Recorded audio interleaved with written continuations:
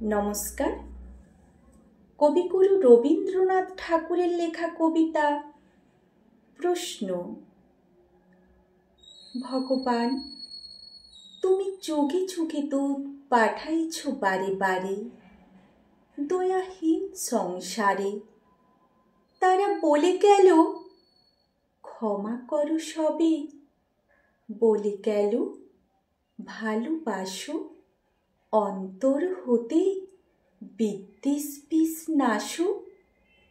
বরণীয় তারা, স্মরণীয় তারা, তবুও বাহির দ্বারে আজি তোর দিনে ফিরানো তাদের ব্যর্থ নমস্কারে।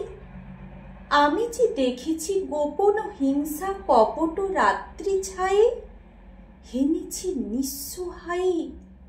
আমি যে দেখেছি প্রতিকারহীন শক্তির অপরাধে বিচারের বাণী নীরবে নির্ভীতে কাঁদে। আমি যে দেখেছি তরুণ বালক উন্মাদ হয়ে ছুটে কি যন্ত্রণায় মরেছে পাথরে নিষ্ফল মাথা কুটে।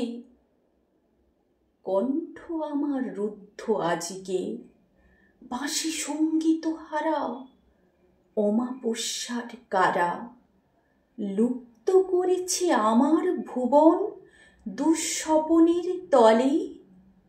তাই তো তোমায় শুধাই অশ্রু জলে, যাহারা তোমার বিষাইছে বায়ু নিভাইছে তব আলো। তুমি কি তাদের ক্ষমা করিয়াছ? তুমি কি বেসেছ ভালো? নমস্কার।